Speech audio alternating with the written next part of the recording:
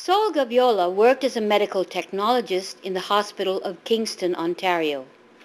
A very kind and caring person, she and her father would invite Filipino contract workers to their home on weekends, feed them Filipino food, and bring them to churches and the various Catholic shrines. They became close friends. Sol was like an older sister and guide, and over the years Emma became an accepted member of the family. Then in 1991 they went to the Fatima Shrine in Youngstown, New York, to attend a special mass for the Filipino community. Near the gift shop, she saw a little door with a sign that said, "This way to the old chapel." And when I was there inside, I saw this man standing by the crucifix like this. He's as if he was praying.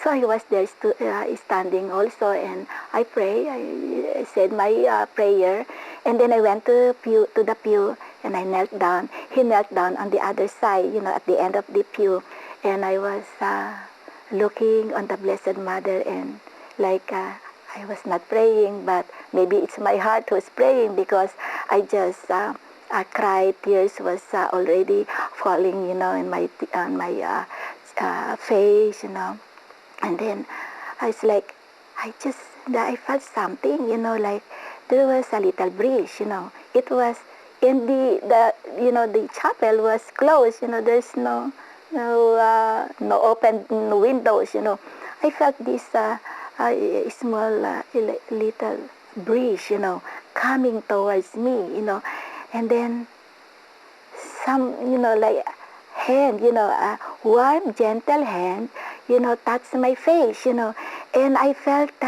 smelled that beautiful fragrance, so strong, very, very strong, that it made me fall, like I was falling, and I was falling, and I was falling, and I was like tingling sensation, like the warm, gentle, that warm inside me, and I was scared because, I was scared, and I can still see the man who was kneeling. When I look at him and to ask help, he disappeared, so I was scared, and I stood up like this, and then I cannot walk. I want to get out of that room, but I can't walk anymore. It's like I was stuck, So what I did, I knelt, I crawled, coming out from the chapel.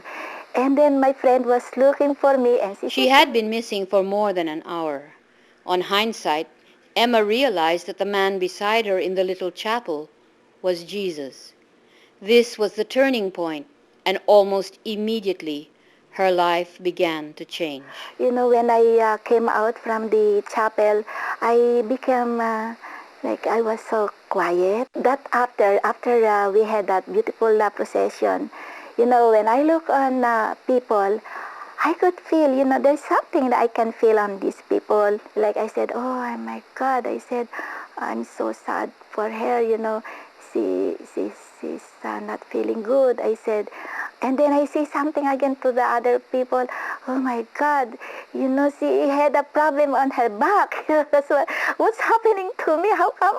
What's happening to me? Why I know her problem? I said, and then the woman came to me, because they were walking, and I said, Mom, you have a problem on your back. I said, oh yes, I know. How did you know that? How did you know that I have a problem on my back?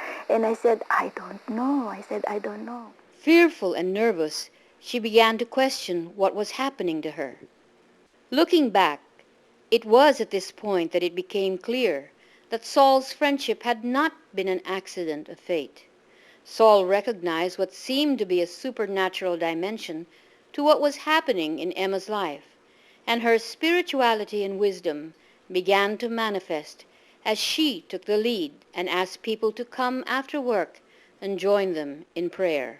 So when we were praying, then that's the time that I saw like a vision. I saw this lady smiling at me, wearing a white gown with a gold lining on her mantle, and she has a crown. She's wearing crown, beautiful, and she's smiling at me. And I said to my friend, Saul, there is the lady. She's she's here and she's smiling at me. I don't understand why. What's that, So I asked Saul, Saul, what's happening to me? Do you think that I'm getting crazy? I said, do you think, how come you don't see what I'm seeing?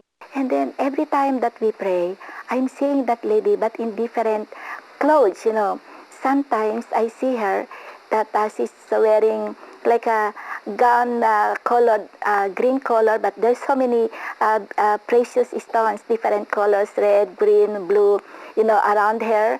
And it's like she's like pregnant, I saw her.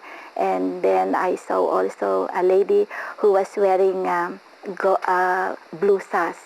And she's the one, my friend is the one who always tell me, she's Our Lady of Lourdes, because I don't even know the titles, But I know God, the Blessed Mother, but I don't know the titles of the Blessed Mother. All I know, that's the Blessed Mother, the Mother of God. When I see her, it gives me an idea of how Bernadette was like, how the Fatima children were like, how Juan Diego was like.